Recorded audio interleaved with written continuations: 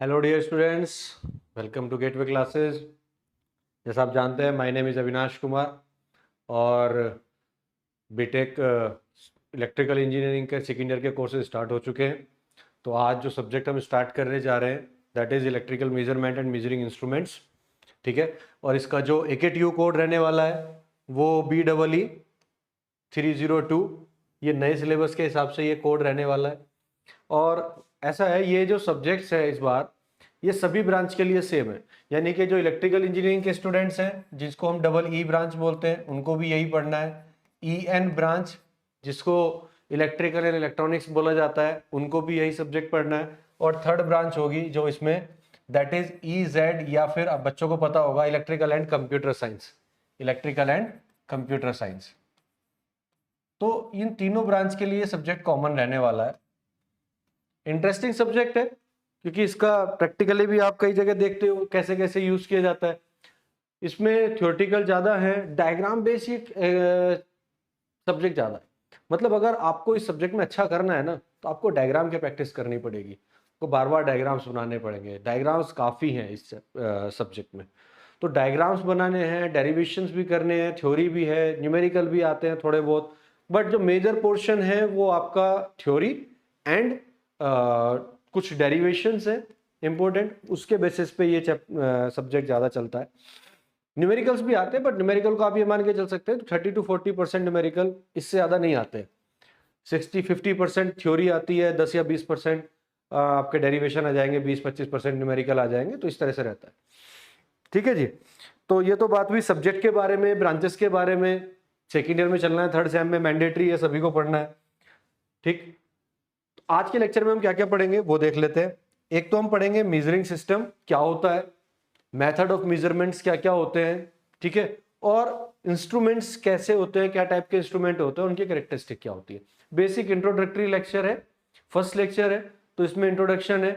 कोशिश मैं ये कर रहा हूं कि जब आपको PPT मिले तो उन्हीं PPT को स्टडी करके आपके नोट्स का काम भी हो जाए। ठीक है, तो हो सकता है थोड़ा सा PPT आपको ऐसा लगे कि उसमें कंटेंट ज्यादा दिख रहा है, बट आप वहां से जाने से पहले आप जो मैं बोल रहा हूं आप उसको समझते चलेंगे तो आपको लगेगा नहीं कि बहुत ज्यादा कुछ है उसमें।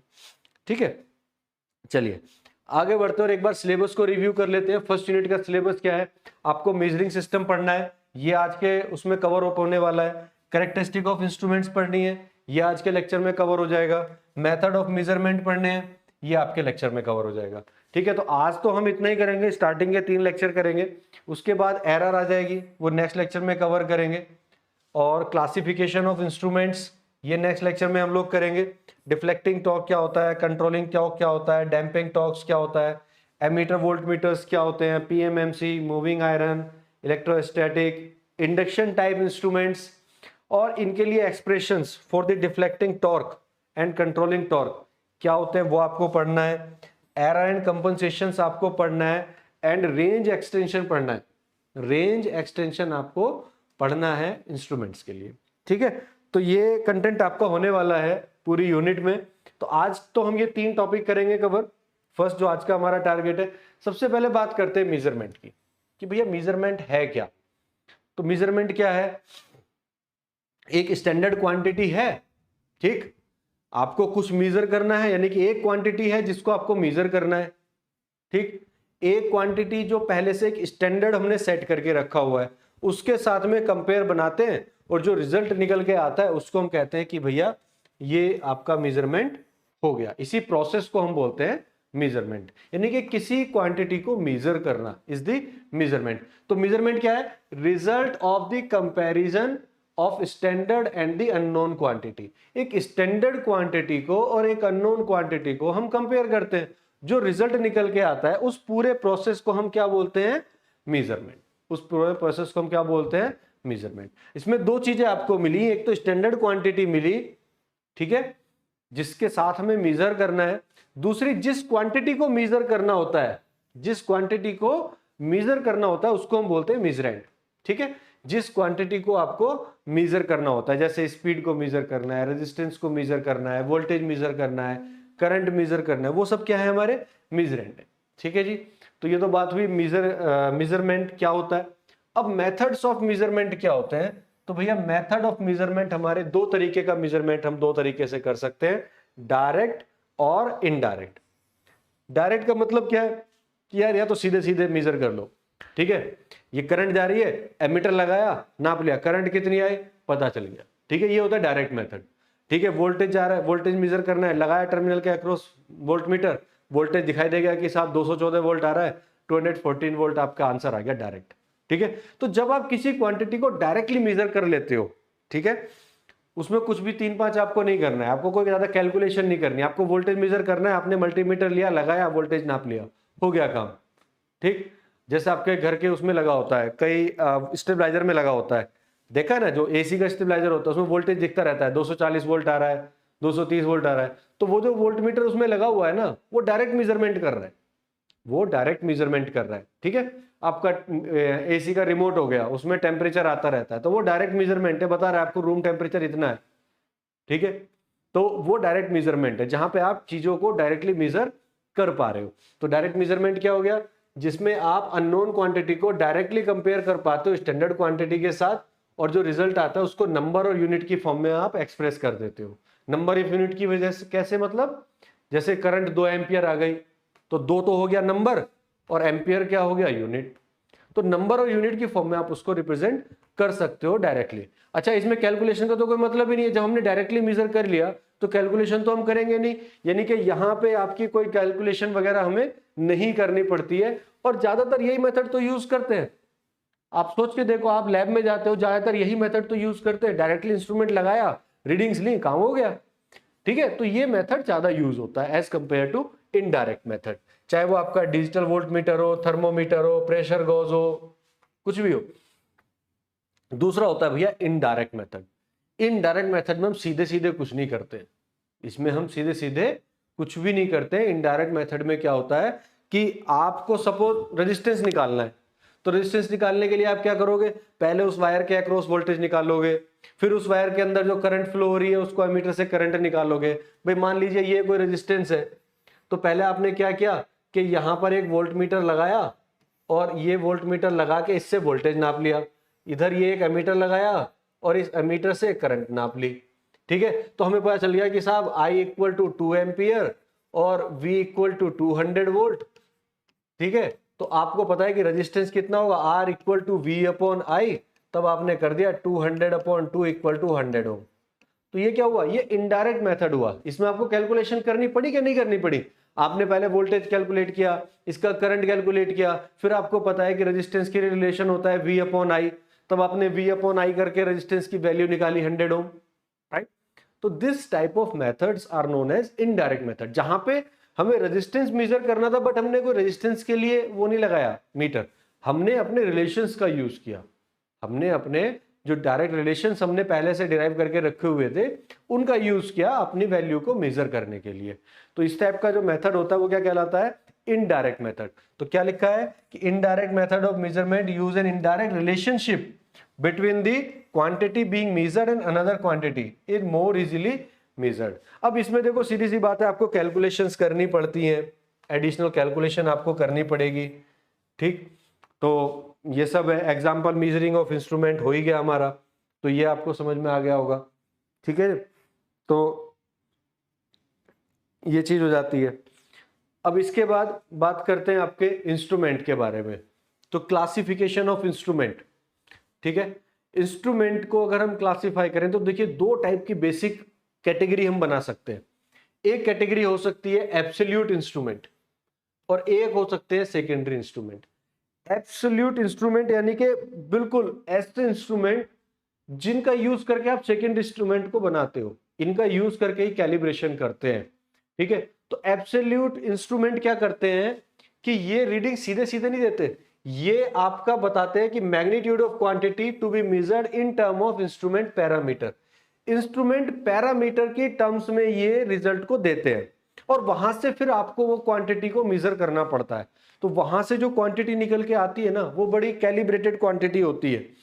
तो वो, और ये मेथड इतना ऐसा नहीं है कि आप इसको हमेशा यूज करते हो, ये कहना चाहिए रिसर्च पर्पज से, या जो बड़ी बड़ी लेबोरेटरीज होती है जहां पे जाके आपको कैलिब्रेट करना होता है कि यार ये एक एमीटर हम लेके आए हैं, हमने एक एमीटर बनाया है, अब ये चेक कैसे करें ये सही रीडिंग दे रहा है कि नहीं दे रहा है।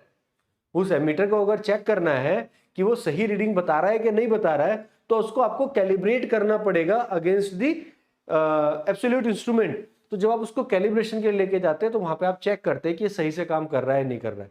तो जब एब्सोल्यूट इंस्ट्रूमेंट इस टाइप के होते हैं, जैसे हमारा टेंजेंशियल गैल्वेनोमीटर हो गया, ठीक है। अब टेंजेंशियल गैल्वेनोमीटर जो होता है वो रीडिंग आपको सीधे सीधे नहीं देता है, वो सीधे सीधे करंट की वैल्यू नहीं बताएगा, वो उसके पैरामीटर के बारे में बताएगा। वो क्या बताएगा कि भाई जो करंट अगर निकालनी है आपको तो वो किस पे डिपेंड करती है, determine by the angle of deflection, by the angle of deflection and magnetic field. इन दो चीजों की टर्म्स में वो आपको बताएगा। और दूसरी बात, जब भी आपको एब्सोल्यूट इंस्ट्रूमेंट का यूज करना, आपको बार बार उसे यूज करना पड़ेगा, पूरा प्रोसेस दोबारा से करना पड़ता है बार बार। तो इतना आसान नहीं है एब्सोल्यूट इंस्ट्रूमेंट को यूज करना, भी थोड़ा टिपिकल होता है। मतलब अगर मैं आपसे कहूं कि दिस इज द इंस्ट्रूमेंट और आप इससे करंट की वैल्यू निकाल के मुझे बताओ, तो हर कोई नहीं निकाल पाएगा। उसका एक पूरी एसओपी होती है कि कैसे उसको यूज किया जाना है, ठीक है ना। तो हर किसी के लिए वो इतना आसान है भी नहीं कि पहले उसको एक फिक्स लेवल पे रखते हैं। जो हमारा ये टेंजेंशियल जैसे गैल्वेनोमीटर है, ये कुछ इस तरह का होता है, ठीक है, गोल सा, इसके नीचे टांग लगी होती है ऐसे, और इसके ऊपर एक, अब मैं इसको 3D में तो बना नहीं पाऊंगा, एक ऊपर ऐसे गोल सा लगा होता है, ठीक है, रिंग सा, और उसके बीच में एक डायल लगा होता है। अब इसको क्या करते हैं कि ये अर्थ मैग्नेटिक फील्ड पे इसको हम प्लेस कर देते हैं, इसको हम अर्थ मैग्नेटिक फील्ड के हिसाब से प्लेस करते हैं, ठीक है।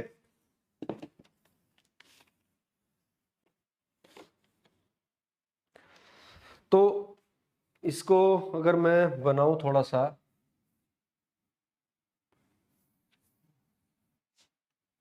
कि मान लीजिए मुझे करंट को मेजर करना है, ये मेरा अर्थ मैग्नेटिक फील्ड है, ठीक है। अब नॉर्मली पहले मैं क्या करूंगा कि अपने इंस्ट्रूमेंट को अर्थ मैग्नेटिक फील्ड के हिसाब से लगा दूंगा, ठीक है। ये मेरे अर्थ मैग्नेटिक फील्ड के हिसाब से ये मैंने सेट कर दिया। अब अर्थ मैग्नेटिक फील्ड के हिसाब से सेट कर दिया, ठीक है। तो ये कॉइल मेरी ऐसे आ गया, इंडिकेटर जो था उसका गैल्वेनोमीटर का वो ऐसे हमने अर्थ का जो नेचुरल मैग्नेटिक फील्ड है उसके हिसाब से सेट हो गया। अब जिस करंट को मेजर करना है, जिस करंट को हमें मेजर करना है, जब वो करंट फ्लो होगी तो हमें पता है कि वो मैग्नेटिक फील्ड बनाएगी, तो वो मैग्नेटिक फील्ड हमारा इधर बनाएगी। तो जब वो मैग्नेटिक फील्ड बनाएगी तो ये इसमें डिफ्लेक्शन होगा नेट मैग्नेटिक फील्ड की तरफ। तो नेट मैग्नेटिक फील्ड की तरफ जब डिफ्लेक्शन होगा तो मेरी जो मैग्नेट है वो ऐसे शिफ्ट हो जाएगी, ठीक है ना। वो मेरी जो मैग्नेट है वो ऐसे शिफ्ट हो जाएगी। तो ये कुछ एंगल बन रहा होगा इसका थीटा। बात समझ में आ रही है। पहले मैंने अपने इंस्ट्रूमेंट को कैलिब्रेट किया, उसको अर्थ मैग्नेटिक फील्ड के हिसाब से बिल्कुल सेट करके रख दिया।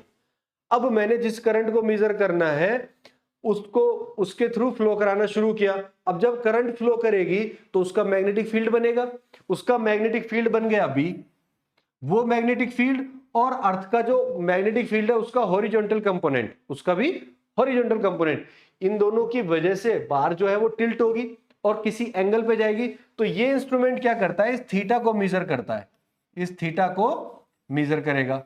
इस थीटा को आपने पता निकाल लिया और फिर जो रिलेशन होता है हमारा, क्या रिलेशन होता है वो भी बता देता हूं। वो रिलेशन होता है B equal to B H tan theta, B H हाँ टेन थीटा ही होता है शायद, बी एच टेन थीटा। अब मुझे थीटा पता है, मुझे बी एच पता है, तो बी एच की बी की वैल्यू निकाल सकते हैं, ठीक है। यहां से हम बी की वैल्यू कैलकुलेट कर सकते हैं, या और बी की वैल्यू निकल जाएगी। तो हमारे बी की वैल्यू कितनी होती है, बी इक्वल टू होता है, आपको ध्यान होगा आपने 12th में पढ़ा होगा, म्यू नॉट आई अपॉन 2a, या बी म्यू एन से मल्टीप्लाई कर दीजिएगा, नंबर ऑफ टर्न्स एन है। तो इसको मैं नया पेज ले लेता हूं, उस पर आपको समझाता हूं, है ना।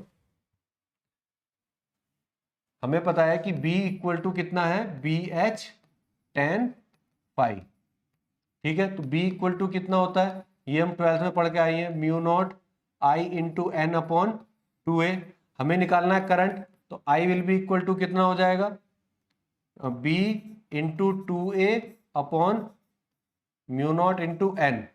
ठीक है, तो एक बार जब हमें ये बी निकल जाएगा, बी हम कहां से निकालेंगे, इस रिलेशन से।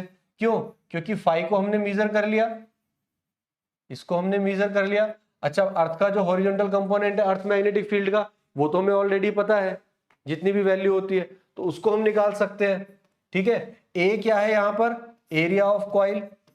ए क्या है, एरिया ऑफ कॉइल, जिसमें करंट फ्लो कर रही है उस कॉइल का एरिया। ठीक है, म्यू नॉट क्या है, एब्सोल्यूट परमेबिलिटी, इसकी वैल्यू हमें पता होती है 4 pi into 10 to the power -7। Number of turns known होते हैं। ठीक है, बी आपने निकाल लिया तो आप आई की वैल्यू निकाल पाओगे। समझ गए आप, इतना कुछ करना पड़ता है जब आप एक कैलिब्रेटेड इंस्ट्रूमेंट का यूज करते हैं। ये एब्सोल्यूट इंस्ट्रूमेंट होता है, ये बड़ा मतलब जो रिसर्च लैबोरेटरी, इसका रिजल्ट बड़ा एक्यूरेट होता है, और इसी का रेफरेंस लेके बाकी सारे इंस्ट्रूमेंट को बनाए जाते हैं जिनको हम सेकेंडरी इंस्ट्रूमेंट कहते हैं। तो इसमें मेहनत बहुत ज्यादा है, इसको हर कोई यूज भी नहीं कर सकता। जब आप इसको यूज करने जाएंगे तो आपको इतना आसानी से यूज नहीं कर पाएंगे, आपको किसी को गाइड करना पड़ेगा, तब जाके आप इस इंस्ट्रूमेंट को यूज कर पाएंगे।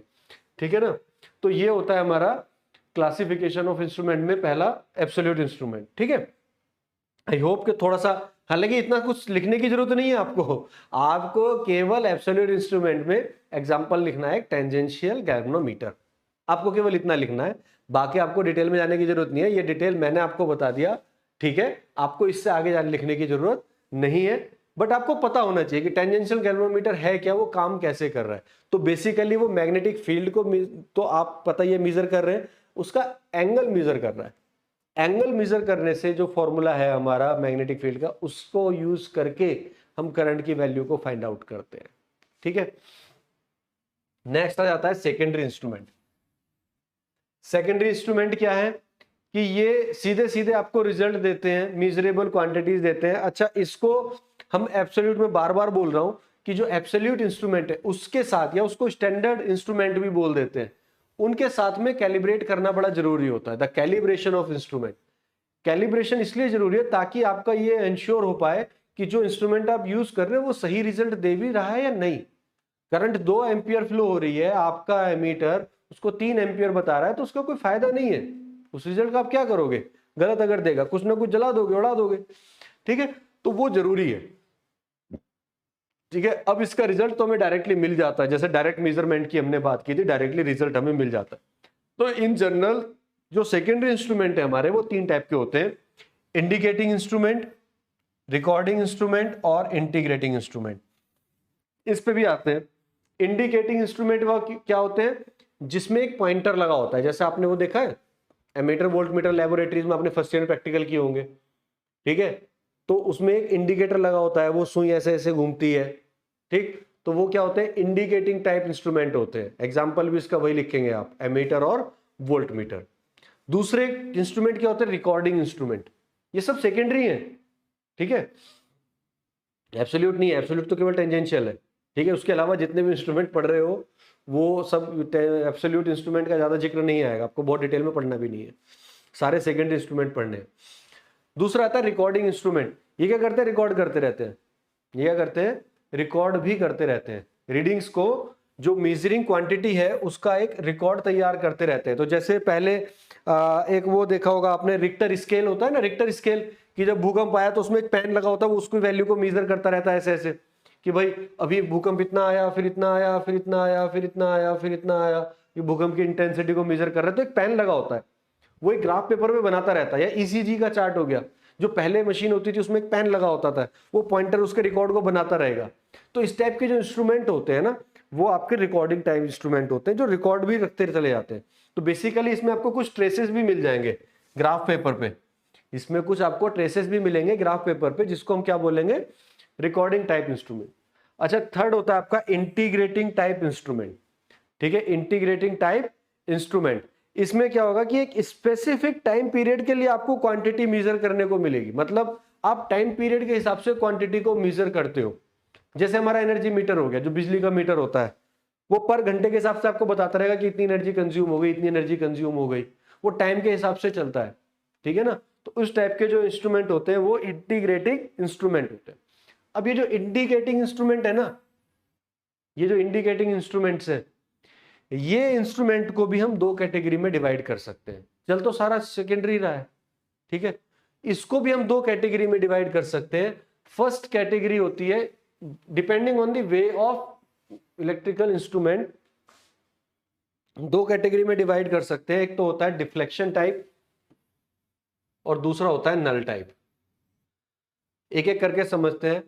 डिफ्लेक्शन टाइप इंस्ट्रूमेंट क्या होते हैं? डिफ्लेक्शन टाइप इंस्ट्रूमेंट वो होते हैं जो जब हम किसी इंस्ट्रूमेंट में किसी क्वांटिटी को मेजर करना है, मेजर करते हैं तो उसमें हम सपोज करंट को मेजर करना है, तो जब करंट उसके थ्रू जाएगी तो जो पॉइंटर उसमें लगा हुआ है, जो इंडिकेटर है, वो मूव करेगा, उसमें डिफ्लेक्शन होगा, वो अपनी जगह से हिलेगा, ऐसे मूव करेगा, और जब वो मूव करेगा तब वो वहां जाके रुक जाएगा जहां पे उसको रीडिंग देनी है, जहां पे जाके उसको रीडिंग देनी है। तो जिसमें डिफ्लेक्शन की वजह से रीडिंग आती है उस इंस्ट्रूमेंट को हम क्या बोलते हैं? Deflection type instrument. अब ये काम कैसे करता है, तो आपको अभी यहां पे केवल रफ आइडिया देना है इसमें, ठीक है, कि भाई दो मैग्नेट है, इसको भी मैं एक ब्लैंक पेज ले लेते हैं, उस पर समझाते हैं कि भाई सबसे पहले हमने क्या किया। देखिए दो मैग्नेट ली, थोड़ा नीचे ले लेते हैं,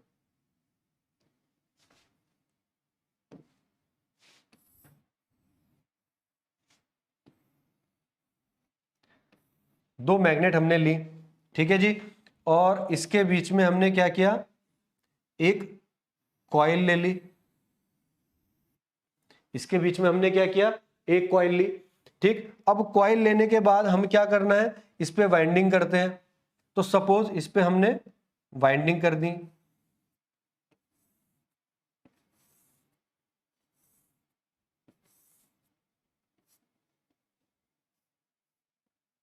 तो ये हमारी वाइंडिंग हो गई, ठीक।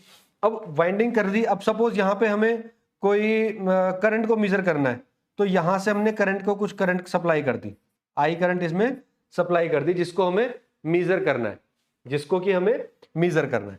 अब मेजर करना है, इस में क्या होगा कि एक पॉइंटर हम लगा देते हैं, कौन सा कलर लें? चलो ग्रीन कलर ले लेते हैं, थोड़ा सा समझ में आ जाएगा।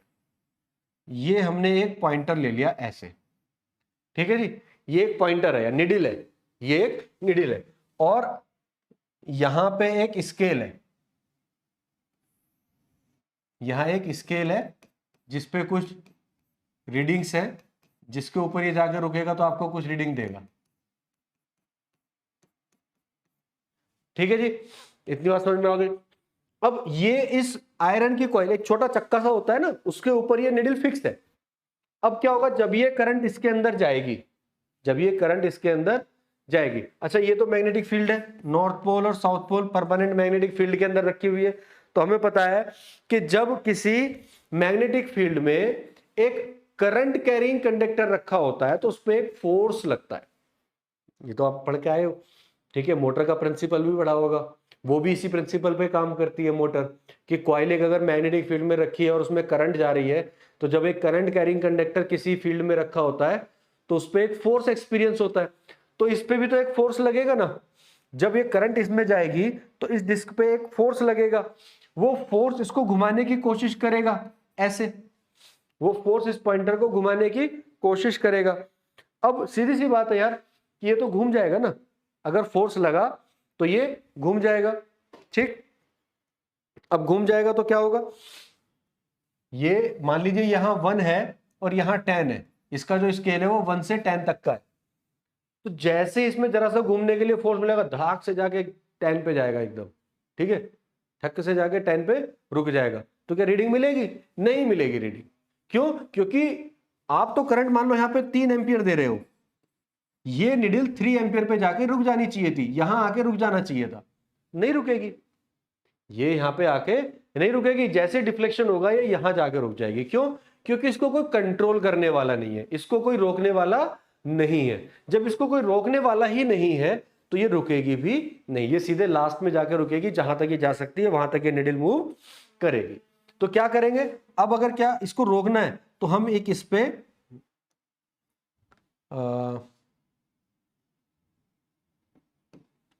हम इस पे एक स्प्रिंग लगाते हैं।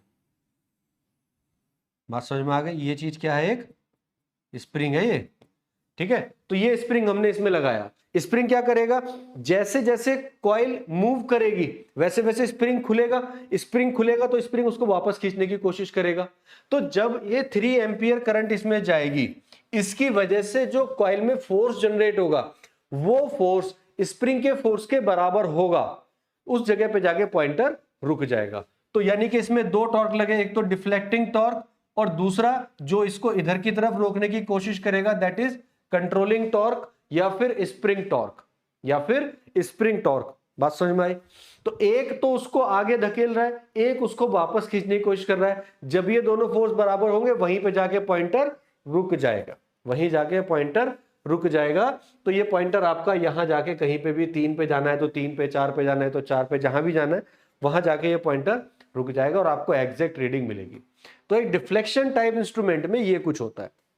ठीक है जी, यही कुछ है आपको समझने के लिए कि मान लीजिए ये करंट है, ठीक है, यहाँ पे ये पॉइंटर जा रहा है, अब इसको मेजर करना है तो इसमें एक डिफ्लेक्टिंग टॉर्क लग रहा है, एक कंट्रोलिंग टॉर्क लग रहा है। मेरे ख्याल से अब इस डायग्राम की जरूरत नहीं है, आप अपना डायग्राम खुद से बना सकते हो जो मैंने आपको बना के दिखाया, और थ्योरी भी आपको क्लियर हो गई होगी। ठीक है, दूसरा इंस्ट्रूमेंट जो होता है वो होता है नल टाइप इंस्ट्रूमेंट। इसको हम बोलते हैं नल टाइप इंस्ट्रूमेंट। नल का मतलब क्या है, यहां तो अब तक तो आप रीडिंग को निकाल रहे थे 2 एम्पियर, 3 एम्पियर, 4 एम्पियर। अब क्या करना है, नल टाइप इंस्ट्रूमेंट बताता है जब रीडिंग को हमें जीरो करना होता है, मतलब रीडिंग आपकी जीरो कर देंगे तब आपको आउटपुट मिलेगा। ठीक है, तो कैसे होगा, हमें क्या करना है, मान लीजिए ये पोटेंशियोमीटर आप 12th में पढ़ के आए हो, ठीक है, 12th में पढ़ा होगा पोटेंशियोमीटर। मान लीजिए कोई पोटेंशियोमीटर है, यहां पे एक अननोन ईएमएफ है ई, अननोन ईएमएफ ई है EX, इसको आपको मेजर करना है। और यहां पे एक पहले से नॉन ईएमएफ ई आपको लगाया हुआ है, ये कैसा है, नॉन है, इसका हमें पता है कि ये कितना है। ठीक है, एक नॉन ईएमएफ जो पहले से हमें पता है उसके साथ में हम EX को कैलिब्रेट कर रहे हैं। अब ये पॉइंटर है, ये गैल्वेनोमीटर है। ठीक है, अब इस पॉइंटर को आप इधर उधर मूव कराओगे, इधर या इधर, ये जो पॉइंटर है इसको आप इस स्केल पे मूव कराओगे। इस स्केल पे जब मूव कराओगे तो कहीं पे जाके ये जीरो हो जाएगा, कहीं पे जाके ये जो गैल्वेनोमीटर है, ये नल डिटेक्टर जिसको हम बोलते हैं, कहीं ना कहीं जाके तो ये जीरो हो जाएगा। जहां पे ये जीरो हो जाएगा वो डिस्टेंस हम नोट कर लेंगे, किस पॉइंट पे जाके ये जीरो हो रहा है, और फिर उसके हिसाब से हम इसकी वैल्यू बता देंगे कि EX की वैल्यू कंपेयर करके इस स्टैंडर्ड के साथ में कितनी होगी। तो इस तरह से हम एक अननोन वैल्यू को कैलकुलेट कर पाते हैं विद नल डिटेक्टर और गैल्वेनोमीटर। ठीक है, बट इसमें मेन चीज क्या है कि आपको रीडिंग को जीरो बनाना पड़ता है, इसीलिए इसको नल टाइप इंस्ट्रूमेंट बोलते हैं, जिसमें हम उसको नल पे लेके आते हैं, जीरो पे लेके आते हैं बैलेंस करने के लिए। फिर आप ये रीडिंग लेते हैं और उसके हिसाब से कैलकुलेट करके लाते हैं। तो नल टाइप इंस्ट्रूमेंट में 3 चीजें आपको चाहिए। ठीक है, the effect produced by measuring quantity, opposing effect आपको चाहिए। ठीक है, अपोजिंग इफेक्ट आपका नॉन ईएमएफ से मिल रहा है, एक डिटेक्टर चाहिए, ये वाला डिटेक्टर जो आपको रीडिंग दे रहा है। ठीक है, तो इस तरह से आप ये दोनों चीजें कैलकुलेट कर सकते हो। तो I think null type instrument भी आपको क्लियर हुआ होगा। ठीक है,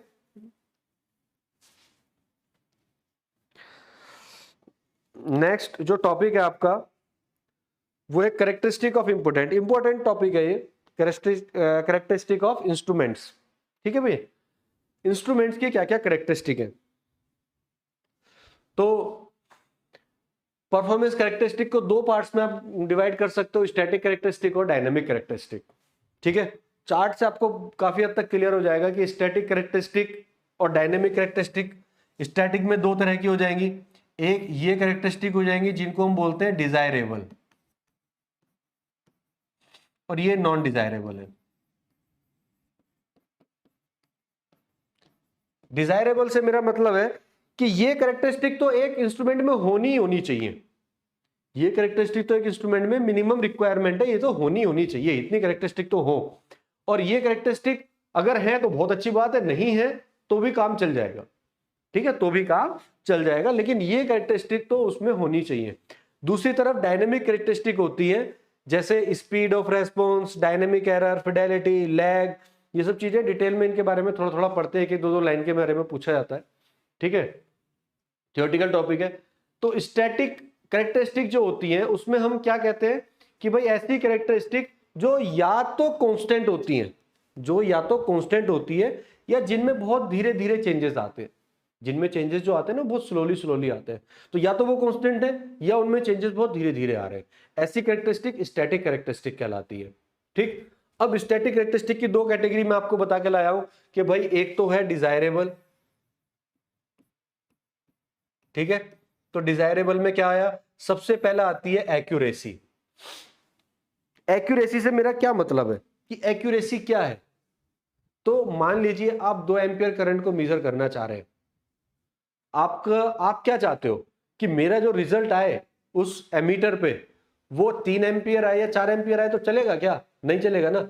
आप चाहते हो कि 2 एम्पियर अगर करंट है ना तो उसका आंसर भी मेरा पूरे 2 एम्पियर आए।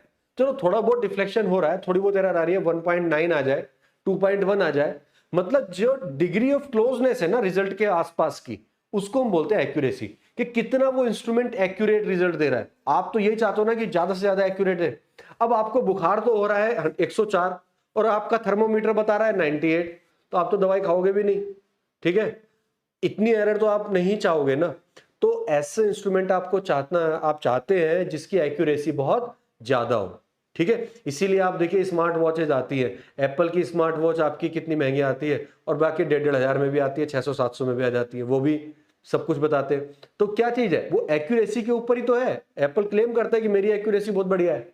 तो एक्यूरेसी मतलब आप किसी जो डिग्री ऑफ एग्जैक्टनेस, जो रीडिंग आपकी है उसके कितना पास जा रहे हो, ठीक है।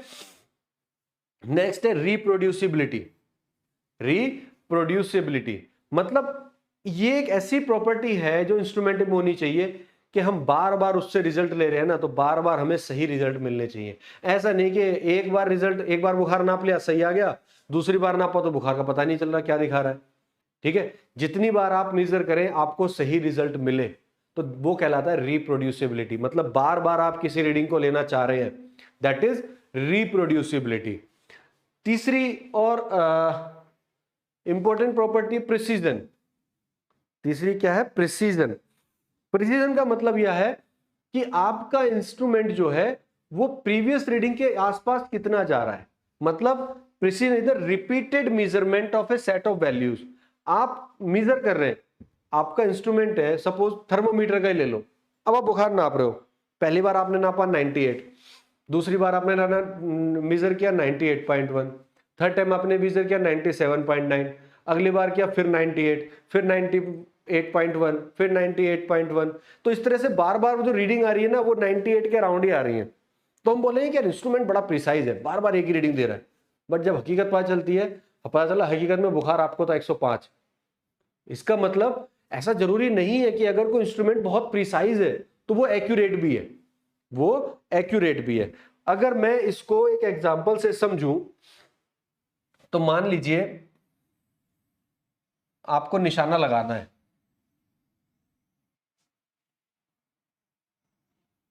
ध्यान से समझिएगा, ये डिफरेंस बड़ा इंपॉर्टेंट है, ये क्लियर होना चाहिए, ठीक है। ये है आपकी बुल आई, जिसको आप क्या बोलते हैं, बुल आई बोलते हैं ना आर्चरी में, कि ये बुल आई है, ठीक है। यहां ये चारों तरफ ऐसे रिंग बने होते हैं, ठीक है ना, इस तरह से रिंग बने होते हैं। अब आपने निशाने लगाने शुरू किए, मैं आपको कह रहा हूं कि आपको 5-5 निशाने लगाने, 5-5 निशाने लगाने। पहला निशाना आपने लगाया, यहां आके लगा, दूसरा लगाया यहां लगा, तीसरा लगाया यहां लगा, चौथा लगाया तो यहां लगा, ठीक है। एक और लगाया, चलो ठीक है, यहां लग गया, ठीक है। अब आपने एक निशाना लगाया, वो यहां लगा, फिर यहां लगा, फिर यहां लगा, फिर यहां लगा, फिर यहां लगा, फिर यहां लगा, ठीक है। अब एक बार और निशाना लगाया, अब की बार वो निशाना यहां लगा, फिर यहां लगा, फिर यहां लगा, फिर यहां, यहां, इस तरह से लगा। तो अब देखिए क्या डिफरेंस है। जब निशाना मेरा बिल्कुल टारगेट के पास था, लेकिन कभी इधर लग रहा है, कभी इधर लग रहा है, कभी ऊपर कभी नीचे, लेकिन है टारगेट के पास ही, है टारगेट के वो पास ही, तो मैं क्या कहूंगा कि रिजल्ट मेरा बहुत एक्यूरेट है, मोर एक्यूरेट। लेकिन जितनी बार मैंने निशाना लगाया वो अलग अलग ही भाग रहा है, कभी वो इधर लग रहा है, कभी इधर लग रहा है, तो देख रहे हैं दोनों दूर दूर है, तो इसको हम कहेंगे लेस प्रीसाइज।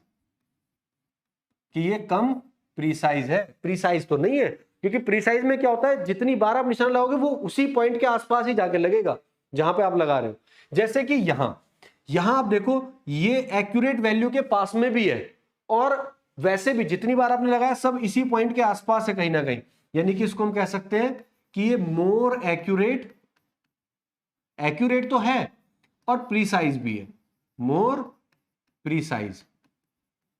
ठीक है, इसको अगर कहें तो यार ये तो आसपास भी नहीं है कहीं, जो हमारी बुल आई है, जो टारगेट है उसके पास में भी कहीं नहीं है, यानी कि हम इसको क्या बोलेंगे, लेस एक्यूरेट।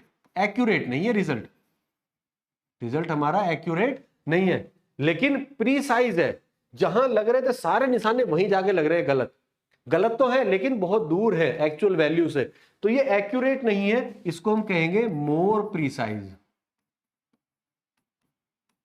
ठीक है, एक एग्जांपल अगर और लेना चाहें तो ले सकते हैं कि ये हमारी बुल आई है, और मान लीजिए कि जो टारगेट है आपके, कि एक यहां लग गया, एक यहां लग गया, एक यहां लग गया, एक यहां लग गया, एक यहां लग गया। ठीक है, तो आप क्या बोलोगे, लेस प्रीसाइज। प्रीसाइज भी नहीं है, क्यों, क्योंकि कोई भी आसपास नहीं है, और एक्यूरेट भी नहीं है, तो आप उसको बोलोगे लेस एक्यूरेट। ठीक है, आप कैसा इंस्ट्रूमेंट चाहते हो, आप चाहते हो या तो इंस्ट्रूमेंट मेरा ऐसा हो जिसमें एक्यूरेसी हाई हो, या प्रीसाइज हो। ठीक है, आप तो इन दो में से कोई सा चाहेंगे ना, क्योंकि इसमें एक्यूरेसी ज्यादा है, तो ये डिफरेंस होता है एक्यूरेसी में और प्रिसीजन में। ये आपसे पूछा जाएगा कि दोनों टर्म्स में डिफरेंस क्या है, एक्यूरेसी में और प्रिसीजन में। ठीक है, तो ये आपको पता होना चाहिए। नेक्स्ट जो आती है quantity, that is sensitivity. Sensitivity क्या है, आप क्या चाहते हो कि एक इंस्ट्रूमेंट है और उसमें कोई करंट मेजर करनी है, मान लो 2 एम्पियर की रेंज है, अब मैं उसमें 0.5 एम्पियर मेजर करना चाह रहा हूं, तो आप ये चाहोगे ना वो 0.5 भी दिखाए, वो 0.1 भी दिखाए, यानी कि आप ये चाहते हो कि छोटी से छोटी वैल्यू के लिए मुझे डिफ्लेक्शन मिले, छोटी से छोटी वैल्यू के लिए मुझे रीडिंग मिले।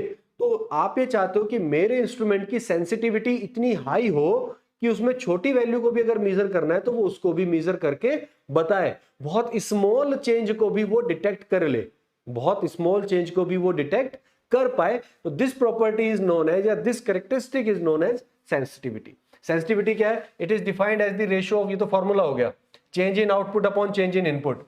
ठीक है, it denotes the smallest change in the measured value which the instrument respond.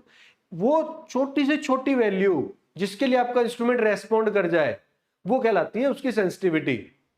ठीक है ना, उसकी सेंसिटिविटी कितनी है। और इसका जो उल्टा होता है, reciprocal of sensitivity is called deflection factor. Reciprocal of sensitivity is known as deflection factor. तो हम चाहते हैं कि सेंसिटिविटी मिनिमम रहे, जितनी कम से कम सेंसिटिविटी होगी उतना अच्छा है, मतलब जितना जल्दी रेस्पॉन्ड कर जाए आपका इंस्ट्रूमेंट, वही तो आप चाहते हो। ठीक है, तो ये प्रॉपर्टी कहलाई आपकी सेंसिटिविटी, और ये भी डिजायरेबल है। ये सब डिजायरेबल कैरेक्टरिस्टिक्स थी। अब इसके बाद जो आगे आती है वो सब अनडिजायरेबल है। वो सब क्या है, अनडिजायरेबल है। अगर है तो बहुत अच्छी बात है, नहीं है तो भी चलेगा। तो सबसे पहले आती है आपकी रिजोल्यूशन। रिजोल्यूशन का मतलब क्या है कि the smallest increment of quantity being measured which can be detected with certainty of the instrument, thus the resolution means the smallest measurable input change। अब आप समझिए, क्या समझिए कि भाई मान लीजिए ये कोई स्केल है, ठीक है। अच्छा ऐसा देखो, आपका जो वो नापने का स्केल है ना, पैमाना जिसको बोलते हो, स्केल जो ज्योमेट्री बॉक्स में होता है, उसमें मिनिमम लेंथ कितनी है जो आप मेजर कर सकते हो, 1 mm। उसमें आप कितना मेजर कर सकते हो, 1 mm मेजर कर सकते हो ना, कि आपका जो स्केल होता है वो mm में चलता है, यानी कि आप मिनिमम 1 mm स्केल मेजर कर सकते हो। अगर 1 mm से कम करना हो तो क्या कर पाओगे, नहीं। तो आपका जो स्केल है जो ज्योमेट्री बॉक्स में आता है, उसका रिजोल्यूशन कितना हो गया, 1 mm। उससे अगर पतली चीज को मेजर करना है, 1 mm से भी पतले को मेजर करना है, तो आप क्या करोगे, वर्नियर कैलिपर का यूज करोगे, स्क्रू गेज का यूज करोगे, ये सब तो करते हैं। तो उन सब के रिजोल्यूशन थोड़ा ज्यादा है, आपके स्केल का रिजोल्यूशन थोड़ा सा कम है, लेकिन जहां पे हमें किलोमीटर में नापना होता है वहां पे भी क्या mm से फर्क पड़ता है? नहीं, उनका रिजोल्यूशन कम है, वो फिट्स में नापते हैं, मीटर में नापते हैं, वो मीटर में चलते हैं। ठीक है, तो रिजोल्यूशन का मतलब है कि जो स्मॉलेस्ट मेजरेबल इनपुट है, कितना मेजर कर पा रहे हो, स्मॉलेस्ट मेजरेबल इनपुट, वो कहलाता है हमारा रिजोल्यूशन। ठीक है, इसके बाद आ जाएगा थ्रेशोल्ड। ठीक है, थ्रेशोल्ड का मतलब क्या है?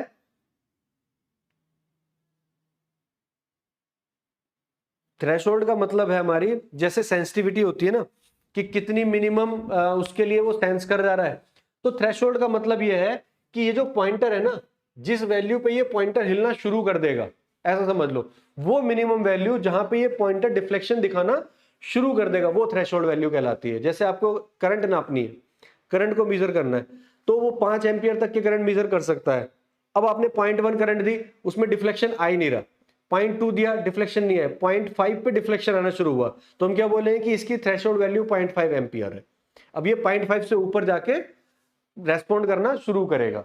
ठीक है, तो minimum limit of input reading is known as threshold value. Next है आपकी लीनियरिटी। लीनियरिटी बेसिकली एक ऐसी प्रॉपर्टी है जिससे आप फ्यूचर वैल्यू का आइडिया लगा सकते हो। आपने शुरू की कुछ रीडिंग निकाली, फिर बाद में कुछ रीडिंग निकाली, फिर बाद में कुछ रीडिंग निकाली, वो एक लीनियर रिलेशन शो करना चाहिए। ऐसा नहीं होगा ना, अगर वो गलत रिलेशन शो करेंगे तो आप कह सकते हो कि इंस्ट्रूमेंट ये सही नहीं है, रीडिंग गड़बड़ दे रहा है। ठीक है ना, अभी तो ये वैल्यू दिखा रहा था, थोड़ी देर बाद ये वैल्यू दिखा रहा है। वो should be linear. Linear characteristic तो पता ही है ना सबको, लीनियरिटी शो करना चाहिए। ठीक है, नेक्स्ट है एरर। एरर क्या है? जो वैल्यू आप मेजर कर रहे हो और जो एक्चुअल वैल्यू है, उनमें जो डिफरेंस है, दैट इज एरर। आपको मेजर करना है 2 एम्पियर, आपका आंसर आ रहा है 2.5, तो 2 - 2.5 यानी कि 0.5 एम्पियर की उसमें एरर है। तो एरर मतलब गड़बड़। सीधी बात है, जितना आपको नापना है उससे अलग जो रिजल्ट आ रहा है, दोनों को माइनस कर दो, आपको एरर मिल जाएगी। लास्ट यूनिट है आपकी, लास्ट कैरेक्टरिस्टिक है डेड जोन। डेड जोन का मतलब समझ रहे हो? डेड जोन का मतलब यह है कि आप रीडिंग ले रहे हो, इनपुट बढ़ा रहे हो, रीडिंग बढ़ती चली जा रही है। कभी कभी ऐसा होता है कि कुछ इंस्ट्रूमेंट में आप इनपुट तो बढ़ाए जा रहे हो, लेकिन आउटपुट पे कोई फर्क ही नहीं पड़ रहा है। आप इनपुट बढ़ा रहे हो, आउटपुट पे कोई फर्क नहीं पड़ रहा है। तो वो जो पोर्शन होता है, वो जो बैंड होता है, वो जो एरिया होता है, वो जो ड्यूरेशन होती है, जिसमें आप इनपुट तो दे रहे हो लेकिन आउटपुट पे कोई फर्क ही नहीं पड़ रहा है, वो कहलाता है आपका डेड जोन।